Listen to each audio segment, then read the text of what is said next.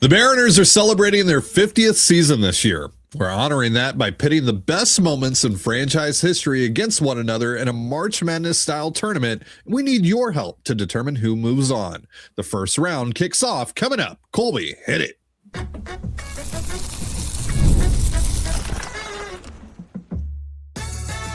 You are Locked On Mariners, your daily Seattle Mariners podcast. Part of the Locked On Podcast Network, your team every day. Ahoy, sailors. It is Tuesday, February 24th, 2026. You're listening to the Locked On Mariners podcast, part of the Locked On Podcast Network, now the #1 sports podcast network.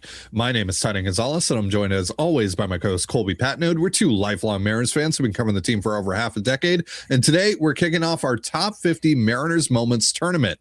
We'll be breaking down each matchup of round one over the next, half hour or so, and either while we do that or sometime thereafter, we need you to click the link in the description of this episode, whether you're watching on YouTube or listening to it on your preferred podcast platform, to go to the Google Forms page to vote on each of these matchups so we can figure out, which moments are moving on to round two. Now, Colby, you did most of the heavy lifting on this, so tell the listeners how this was all put together and when voting closes and how exactly we made a 50 seed bracket work, because obviously that's not a normal number you see for a tournament of this size. No, it doesn't break down clean where everybody gets a first round matchup. So, we probably could have expanded to 64 like the NCAAs, or we could have cut down to a nice round number. But this is Mariners' 50th season, so we have to have 50 moments. That's how it works. And because of that, the best way to do this turned out to be to give the top 14 moments as selected by Ty and myself, to give them essentially a bye week, let them go into the second round, and then have the 18 matchups of the other 36 seeds go head to head in round one to advance. So that's kind of where we're at right now. Or that's what we kind of had to do to make it work. So keep that in mind. Also keep this in mind. The first 14 seeds that we're going to talk about briefly here, Ty and I generally agreed on those seedings. Like, there might be a little bit of a discrepancy for where we think it should be, but those are actually seated properly.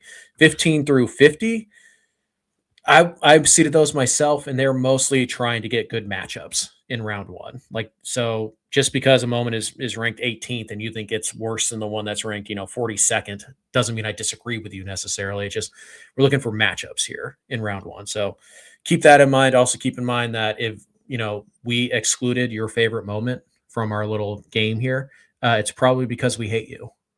Yeah. And we wanted to see you suffer. That's right. It's a personal attack on you. Yes. You watching right now. You. Yes. It's all on you. So take that. Anywho. So yeah, the first 14 seeds, the bye week seeds, whatever we're going to call them, the first 14. I think they're pretty standard. I don't think these will surprise anybody, but number one overall seed, you guys might be able to guess. It's the double, obviously. Still number one. Adam Frazier's double. Yeah, nice. Yes. Number two seed is the Rainmaker. Cal Raleigh ends the drought with the walk-off home run. Number three is Felix's perfect game. The number four seed is Gino's Game 5 Grand Slam. So that's our most recent one. The number 5 seed is Polo's walk-off in Game 5 of the ALDS, so back-to-back 2025ers there. The 6th seed is the comeback win in Game 2 of the ALDS against the Blue Jays. The number 7 is the clinching moment of the 1995 when the Mariners clinched the division of 95. Randy Johnson striking out, Tim Salmon. All that. The number 8 seed is Edgar's Game 4 Grand Slam of the ALDS, the famous rye bread and mustard call of Dave Niehaus to force the Game 5 that we all know very well. The 9 seed is also Edgar. Edgar inducted into the Hall of Fame. It's kind of our only not on the field moment on the list, but it was such a big deal for, the fan base and for us in general that we felt like it was important to include and important enough to give it a top seed. So there you go. Edgar inducted into the Hall of Fame is the 9 seed. The 10 seed is Ichiro's 258th hit when he broke the record for the single season hit record. The 11 seed is Cal hitting 60 homers. So we'll see how far recency bias can take that one, but also it's pretty darn impressive. The 12 seed is Griffey Senior and Griffey Jr. going back to back. Just an awesome baseball moment. In general, the 13th seed is the Mariners winning the 116th game, striking out A-Rod and all that to win 116. The 14 and the final bye team, the final bye seed, whatever we're calling it, Ichiro's Star Wars throw. Right. So there you go. There's the first 14. If you don't hear them throughout this first round, that's why they're automatically in the second round. So don't worry about it. And also because we hate you. Yes. Mm-hmm. That's right. Yeah. You specifically. If you think we're talking about you, we are. Yeah, that's right. You. I'm watching you. All right. Let's get into these matchups. Mm-hmm. So we're going to start with the 32 seed versus the 33 seed. It is Julio's home run derby in Seattle versus Julio's home run derby in LA. This is already really tough. Not for me. Starting off with a banger. Yeah, thank you for acknowledging the matchup is good. But to me, this is Seattle. Like, he hit 41 homers in the first round in Seattle. I mean, he didn't win either of these. Yeah, which is weird that they both made the list, but like they're so iconic. Like, I get the one in LA kind of launched him as like a national brand, but it put him on the map. It really was the moment that put him on the map, which is like, it's so silly to say that about a home run derby, but that really was the moment. I mean, you could argue the home run derby is what put Cal really on the map of the national discussion a little bit. But to me, this is an easy one. His home ballpark, and he sets the record for most home runs in a single round. Like that, and that image of him going to the crowd and all. It's pretty cool.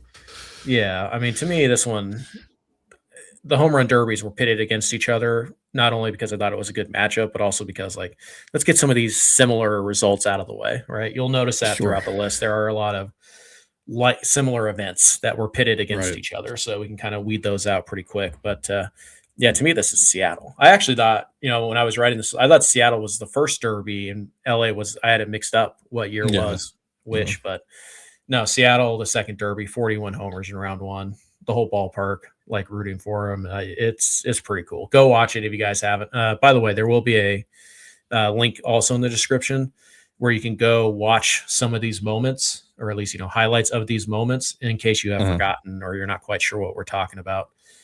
So you can go do that as well. Yeah, so, home run derby, which one of Julio's home run derbies was better? Yeah. I mean, one thing we didn't discuss is, like, these are the 50 best moments, but that's up to you guys, right? Do you want to go like most significant? Do you want to go like just overall, which one was better, like more impressive, which one was more meaningful? Right. You guys get to decide all that. Like, that's up to you. Right. But yeah. So I don't know, maybe the first one, because Julio, like you said, it put him on the map kind of to a national audience. But I don't know, the one in Seattle where he hits 41 in round one, like that's pretty cool. It's pretty cool. Yeah. Yeah. So. Yeah. Quick question. Mm-hmm. Julio versus Prime Griffey. Julio. Modern rules. Julio. In the derby. Really? All Julio. Right. Yeah. All right. I hope Julio does the derby this year. That'd be great. It'd be pretty much the only reason I'd watch. Matchup number 2 is Carlos Guillén's squeeze bunt to win the 2000 ALDS versus the White Sox versus Ichiro and Ken Griffey Jr. being carried off the field after the 2009 season finale. So Griffey and Ichiro, that's the 48 seed. The Guillén squeeze bunt, that's the 17 seed. Yeah. 2000 team horribly overlooked in Mariners history. That was a really good team. They got to an ALCS themselves. That was A-Rod's last year on the team. Funny enough, it's Guillén who wins the game, sweep the White Sox 2-1. Just really an underrated moment, I think, in Mariners history from an underrated team in Mariners history. So, it's interesting. But, as somebody who was a high school senior junior, I very vividly remember. I very vividly remember, Ichiro being carried off the field, Griffey being carried off the field. They thought it was his last game. They weren't sure if he was going to come back. And, fans were chanting one more year, and then Ichiro got hoisted up. That was the Mike Sweeney team also. It was just a surprise 85 win team. It was year one of Jack Z, I think, if I'm remembering correctly. So yeah, it just looked like good times were coming, and then 2010 happened. But that moment, it's an iconic picture. I thought it was a fun moment, and it kind of honors like two legends at the same time, two of the most important players in your franchise's history. So I thought that was an interesting matchup. Guillén's squeeze bunt, though, I think probably should carry the day, but we'll see. All right, we just went over the first two matchups of round one of our top 50 Mariners moments tournament. Still got a whole lot more here for round one. We'll go over those in just a moment. But first, a reminder, this episode of the Locked On Mariners podcast is brought to you by Indeed and the Space Needle. Hiring isn't just about finding someone willing to take the job. It's about finding the right person with the right background who can actually help your business move forward. And if you want candidates who match what you're looking for, Indeed Sponsored Jobs is the move. Because instead of hoping the right person stumbles across your post, Indeed helps you match with quality candidates by boosting your job listing to the people who fit your specific criteria, like skills, certifications, and location. If I were hiring, I wouldn't just want someone who can help. I'd want someone with real experience who can jump right in. That's what I like about Indeed. You can get specific and target exactly what you need. It saves time because you're spending less energy sorting through mismatches. And with sponsored jobs, your post gets seen by candidates who are actually a fit. And here's a stat that says it all. In the minute I've been talking to you, companies like yours made 27 hires on Indeed, according to Indeed data worldwide. So if you're hiring, spend less time searching and more time interviewing candidates who check all your boxes with Indeed sponsored jobs. Listeners of the show will get a $75 sponsored job credit to help you get your job the premium status it deserves at Indeed.com/podcast. That's Indeed.com/podcast. Terms and conditions apply. Hiring. Do it the right way with Indeed. Pine to Pie at the Space Needle is the perfect pregame or pre-funk spot before hitting Climate Pledge Arena. After 4 p.m., the Space Needle's Pint to Pie gives you the whole package. Entry, a sweeter savory tip-top pie, and a pint of beer, wine, or a non-alcoholic drink, all for just $35 per person. Minimum purchase of 2 required. Pint to Pie is your launch pad to Kraken, Torrent, and Storm games, as well as so many other great events at the CPA. So why not enjoy a little space and a great view while pre-gaming with your favorite cocktail rather than trying to cram into a crowded sports bar? Toast the home team, then roll into Climate Pledge with the best pregame story in all of Seattle. Whether it's date night, friend night, or you're just here for the deal of it all, come take your place on the horizon for only $35 per person.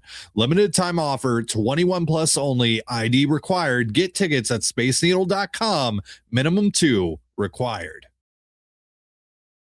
And you're listening to the Locked On Mariners podcast, part of the Locked On Podcast Network, your team every day. Thank you so much for making us your first listen for all things Mariners. And also thank you for making Locked On the #1 sports podcast network. Baseball is back, and you can lock in by joining the Everydayer Club, which gets you ad-free episodes and access to our group chat on Discord. For the next week or so, you can use the promo code SPRING, that's SPRING, for a free month. Go to lockedonmariners.supercast.com or tap the link in the description to learn more. All right, let's get back into these matchups here. Round one of the top 50 Mariners moments tournament. The third matchup on our poll here, 16 seed Luis Sojo's Little League Grand Slam, the 1995 AL West tiebreaker game versus the 49 seed Mitch Haniger's What a Night game. What a night. What a night. Yes, the game that got the Mariners to 162 where they had a shot to make the playoffs and still didn't.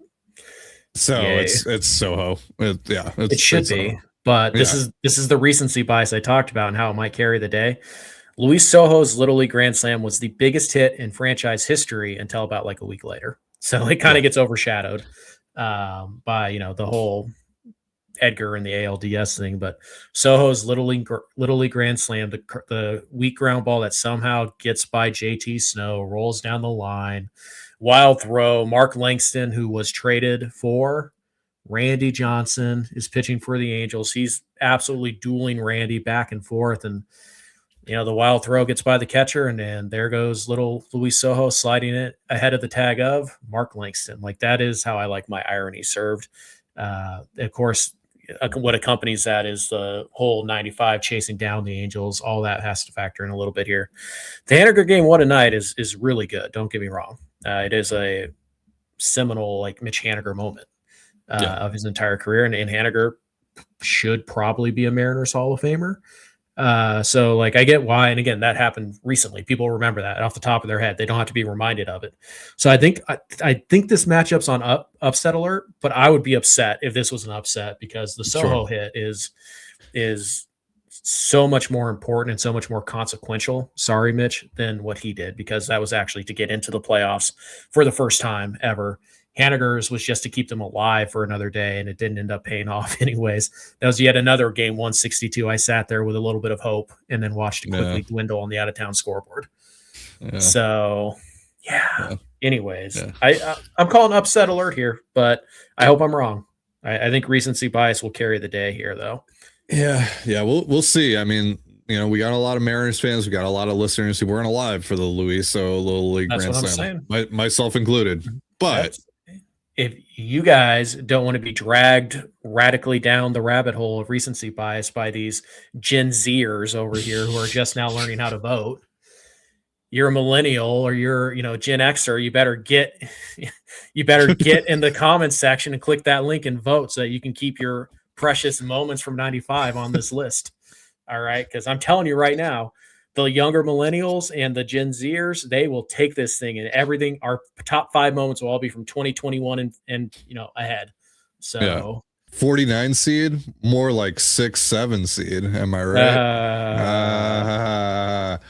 It's the Soho Little League Grand Slam. All right. Fourth matchup here.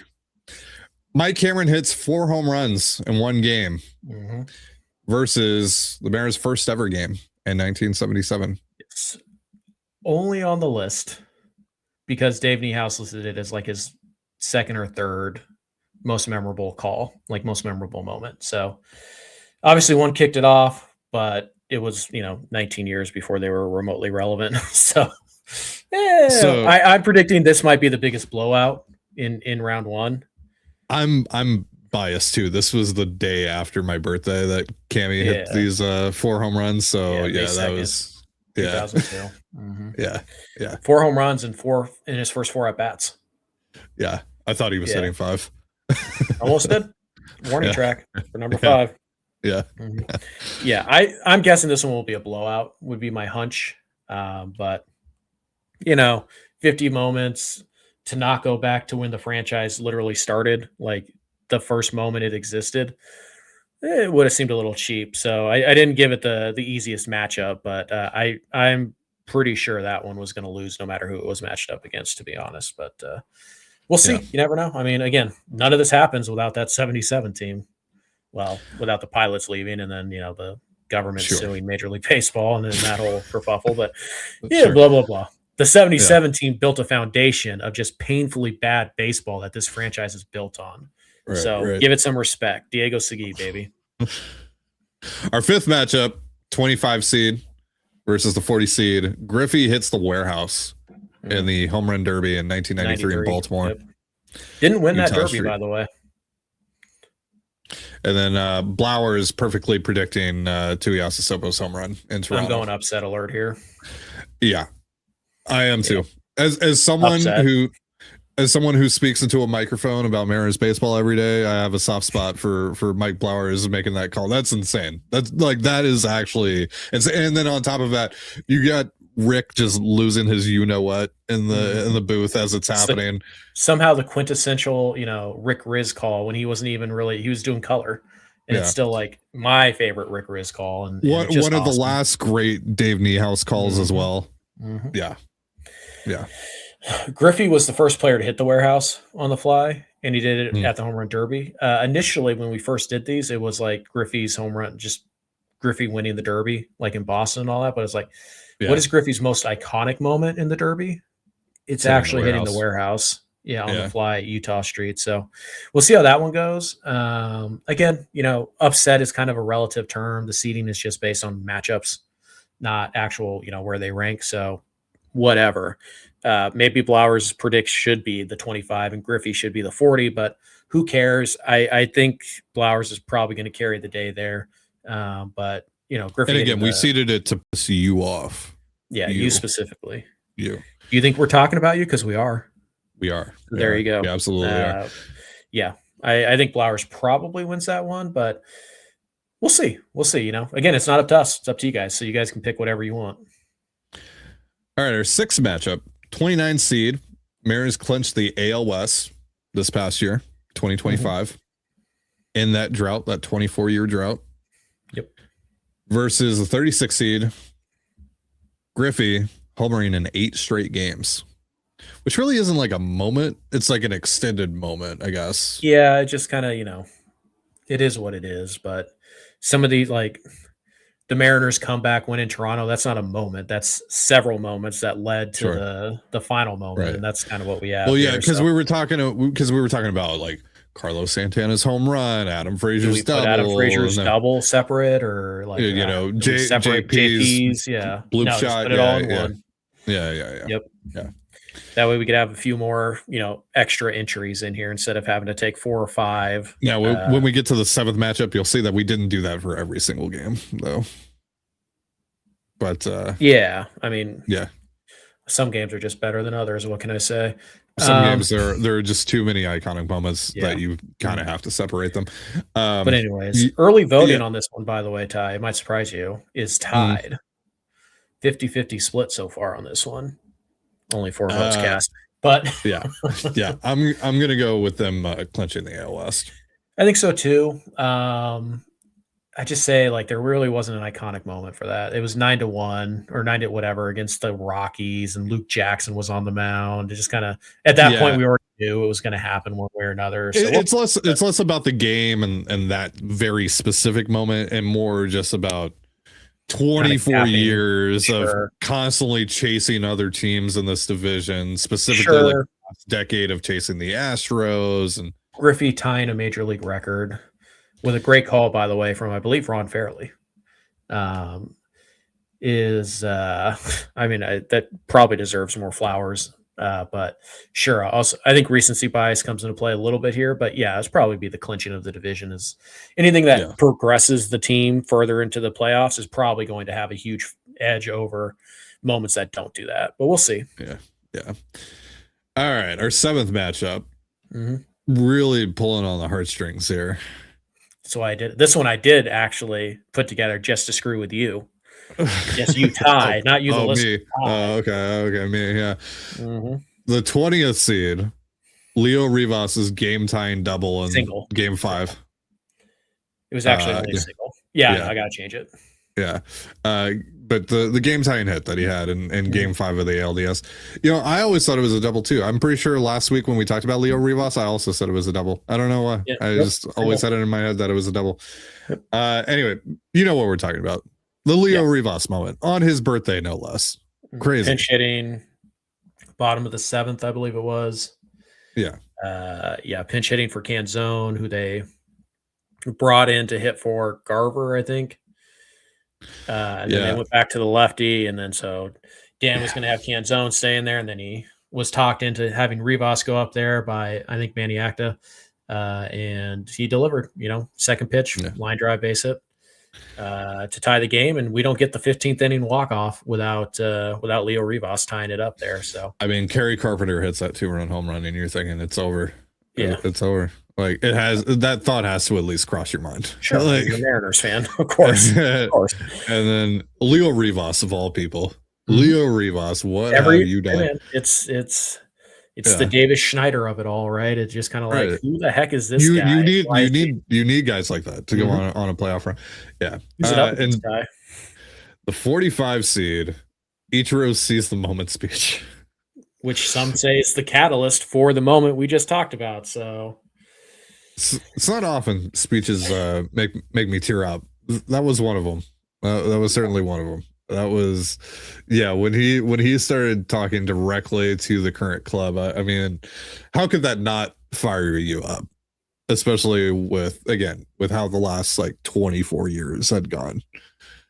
So Yeah, I mean, we've seen the Mariners try to rally around these speeches before. Like they have this big ceremony, and then like the player will speak directly to the club, and then the team will kind of like adopt it. They did with Griffey. I don't remember exactly what the Yeah, but there was nothing like this one specifically. This Well, I one mean, was this one plus actually Ichiro. worked. Well, and plus also, Ichiro's with them every single day. Like Ichiro was part of this club too. So. Sure, but I mean, this one really caught fire because it actually worked, and the team made the playoffs after the inspirational speech from the Hall of Famer.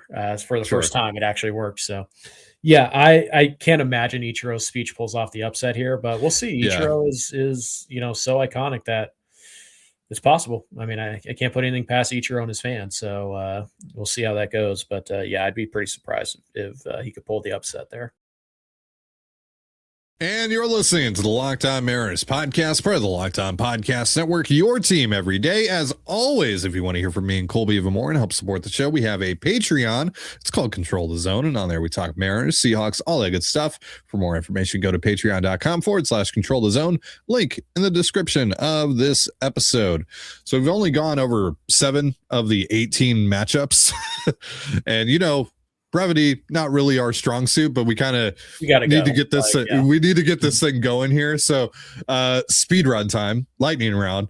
Matchup number 8: Griffey breaks his wrist, making that catch.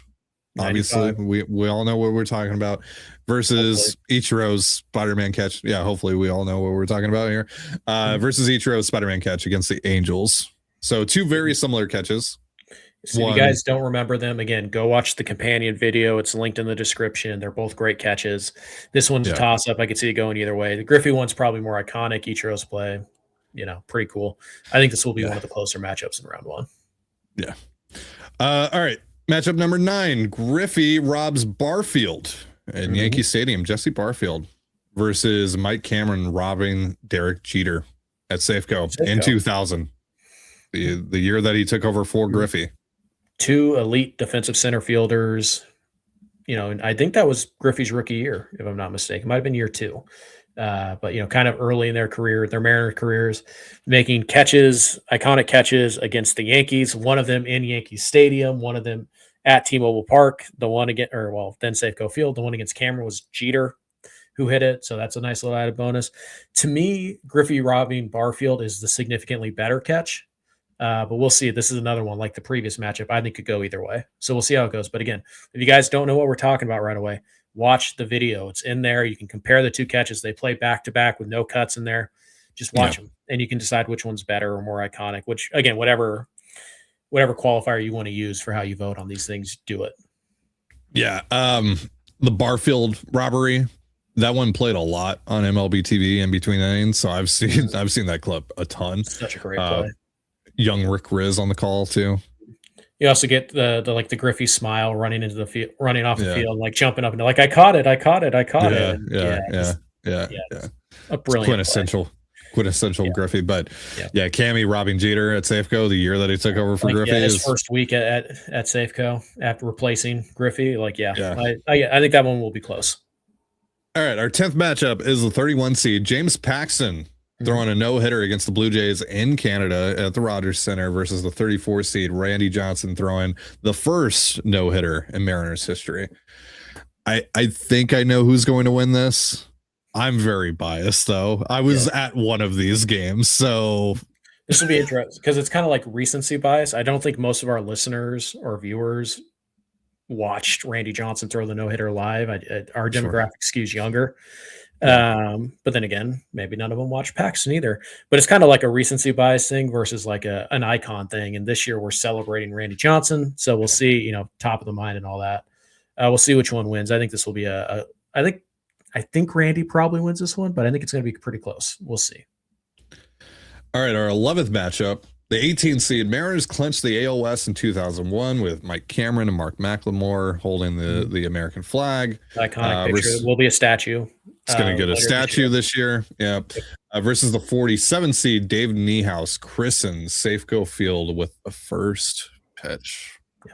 If you guys forgot about it, seriously, I when I was pulling the clips to do the video I put together yesterday, again, go watch it, link in the description. I was all teared up because Dave was teared up. He's walking out to the mound, like crying into his hand. I'm like, oh no, I'm going to end up voting for the upset. Yeah, it's a great clip. Even if you know you're going to vote for Macklemore and Cammy and the flag and all that, like go watch it just for that moment because it's really cool to hear Dave, to see Dave, choked up and he's wearing his tux and it's an awesome visual. He's looking fly out there. Yeah, he was. So go check that out at the very least, even if you know you're going to vote for the other one. I assume the 2001 will win that. It's such an iconic moment, but like Dave Niehaus being the first person to throw a pitch at then Safeco Field against the Padres, it's pretty cool. Moment in Mariners history, and him with the in the tux, ball over his head, and he's like waving his hand, like it's a pretty cool moment too. So here comes our essential 16 seed versus 1 seed matchup of the round. The first seed that did not earn a bye week, very hotly debated. Between Ty and I. So the 50 seed, Lenny Randle blowing the ball foul. Perhaps some of you have seen that clip. Yeah, very funny. Versus the 15 seed, the 2001 All-Star game at Safeco Field, which is a Mariners moment, and it's a collection of moments. It's definitely a Mariners moment because of the 8 All-Stars, Ichiro leading off, beating out Randy to first, all that. But then there's also like Ripken, hitting the home run, and then his moment with A-Rod and getting pushed to shortstop for an inning. Vlad Sr. almost killing Tommy Lasorda. All of that is in the clip that I pulled, by the way. So go watch that. Yeah. It was such a great All-Star game and such a great, like, look how amazing Seattle is as a city. Perfect weather. Team was going to win 116 that year. 8 All-Stars. Like, it was. I had this game recorded on VHS tape, and I probably watched it 20. It's my favorite baseball game ever. It's the last great All-Star game that we got. And it's like, by the way, if you have like the original copy of the broadcast, it's like quintessential 2001 television too. Yeah. So it's great. It's great. Anyway, I get the Lenny Randle thing. It's funny, and all that, but like this should be a blowout. The 2001 All-Star game is, to me, it's like probably not going to win, but it's tough to call it a dark horse when it's the first seed out of the bye week teams, but like this could be a Final Four moment. I just think that is such a quintessential Mariners moment. And it was, the second All-Star game, but the first one at T-Mobile Park or Safeco Field. Just Ichiro beating Randy to the bag and all that fun stuff. Just awesome stuff. So if that loses, I won't do anything because there's nothing I can do. But it seems like a no-brainer to me. Our 13th matchup, I hate you for this. Another matchup I put together with you specifically in mind. This is the one that I texted you about when you were like, hey, can you check all these matchups? And this is the one that I was like, I hate you for this. But it's a good matchup, right? That's why I hate you for this. Yeah, it's our 23rd seed, Felix Hernandez's final start versus 42 seed, Victor Robles' game-saving catch against the Astros. You're gonna make us all pick between one of these? You will suffer. And I think I'm taking the Robles catch. The greatest pitcher in franchise history says goodbye. Tears streaming down his face. And there's the Dylan Moore catch to kind of salvage it all. And you're sitting here like, no, the catch that the Mariners didn't need him to make to win the division and all that, that's way better. Like, okay, interesting. I think recency bias is really going to take over with this one. I think what you're worried about with the what a night game is actually going to show up in this matchup rather than that matchup. We'll see. I mean, like, look, again, the Felix's last start thing is like the heartstrings thing, and the Robles thing is actually like important. So we'll see how it all goes. But I do think recency bias is going to play a huge role in this entire, poll or this entire bracket that we're doing. So we'll see how the older stuff kind of holds, hangs up against it. But the Felix thing's not that old. That's what, 2019? Yeah. So, I mean, it's really not that long ago, but we'll see how it goes. But I think that's a good matchup right there. All right, our 14th matchup, the 26th seed. This one's an interesting matchup because it's kind of unhinged and kind of cheating in a way. We'll get to it in a second. So the 26th seed is Ichiro's inside the park home run at the All-Star game in San Francisco versus the 39 seed, Lou Piniella, getting ejected. You just pick your favorite. We couldn't figure out just one. So we were like, so we decided to cheat with this specific spot in the tournament. You guys get to pick your favorite. Just think about Lou getting ejected and whatever. Kicking the hat all around Jacobs Field, or when he picked up the base and threw it, yelling at CB Buhner. Whatever image pops up in your head when you think about Lou getting ejected, that's what's facing off against Ichiro's inside the park home run. So I don't really know how that's going to go. I really don't. Yeah.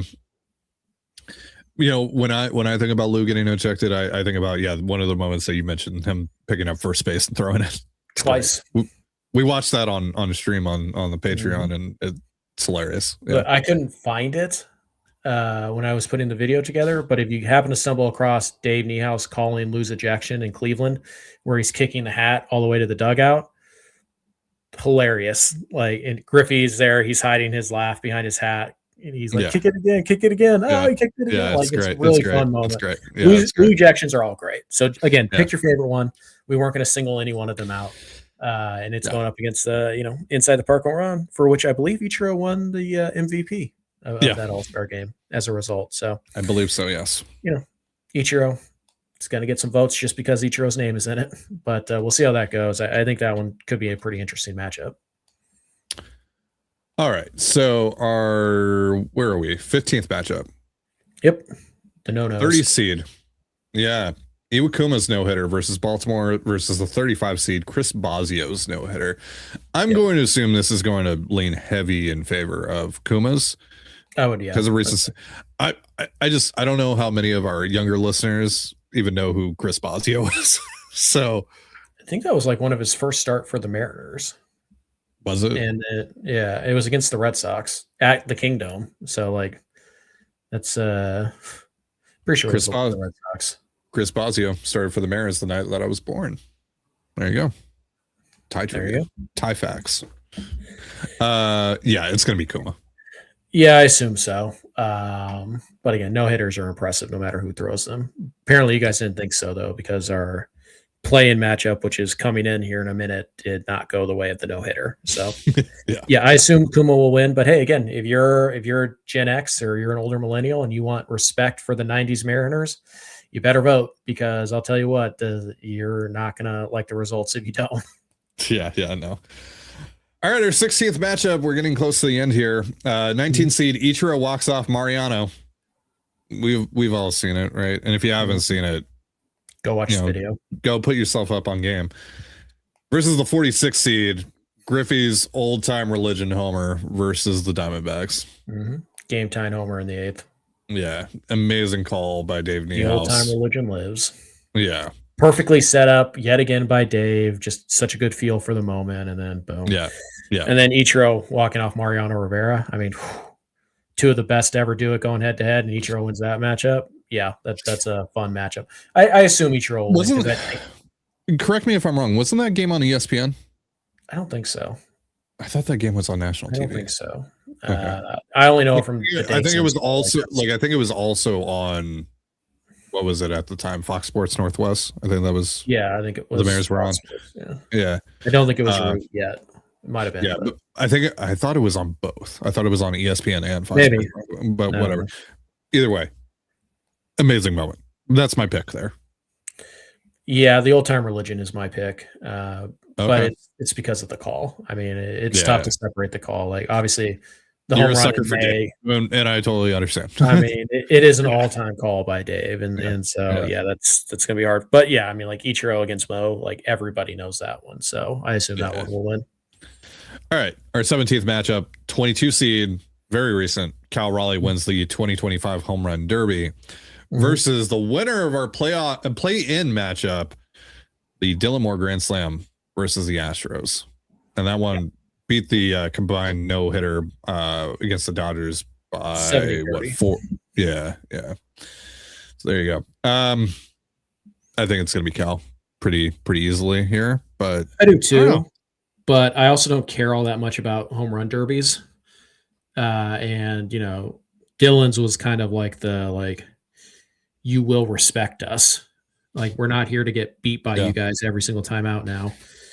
It took him a couple of years to actually beat them and win the division and all that. But that was kind of the moment where it was Scott and the boys. And remember they threw a JP after that and they almost got into a brawl. And that's kind of, in a way, that's kind of what kicked off the Mariners Houston rivalry that we know right now is that moment. So I think that one has a puncher's chance, but the Cal Raleigh winning the Derby, and obviously with Cal being the star that he is right now and the recency of it, I feel like that'll carry the day here. But I think there's a small outside chance that Demos Slam could put up a good fight here. And then our final matchup of round one, the 27 seed against the 38 seed.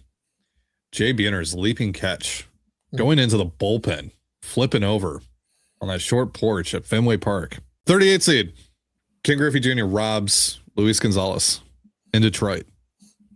I'm not sure how many people are going to be familiar with this catch, because it's one of those iconic Griffey moments. I almost said Ichiro. You've probably seen the still shot of it. Yeah, at some point, it's one of those iconic Griffey moments that ultimately just kind of gets buried by every other iconic thing that he did. Yeah. Again, go watch the video, guys, to compare these catches. It is the last 2 minutes of the video, so it's really easy to find. The Griffey catch is significantly more difficult. I think the Buhner catch is more iconic. They still show it at T-Mobile Park all the time. So yeah, we'll see how this one goes. But in terms of difficulty, the Griffey catch should win. In terms of iconic moment, Buhner's catch will probably win. So we'll see how that one goes. But yeah, I think those are two great catches, and to put them up head to head. And again, this is why no hitters went up against no hitters. Great catches went up against great catches. So we can kind of streamline some of these things. And so, yeah, that's it. You guys let us know. The link to vote will be in the description down below. And I think we'll probably run this particular set of polls until Monday morning. And then that'll give us a day or two to kind of, put together the next round, the next, bracket for round two, and we'll go from there. All right. Well, that's going to do it for our show. Thank you so much for joining us here on the Locked On Mariners podcast, part of the Locked On Podcast Network, your team every day. And once again, if you never miss an episode, it's time to make it official. Join the Locked On Everydayer Club and get ad-free audio, access to our members-only Discord, and more, all built for our most loyal fans. For Colby Patnode, I'm Tony Gonzalez. Be sure to give us a follow on Twitter at LO_Mariners. You can follow me at Teddy Gonzalez, and Colby at CPAT11, that's CPAT11. We're also on Blue Sky. You can follow me at TDG, Colby at MLB Colby, and the show at Locked On Mariners. You can also find us on Instagram at Locked On Mariners. Have yourself a beautiful baseball day, and we'll see you next time. Peace.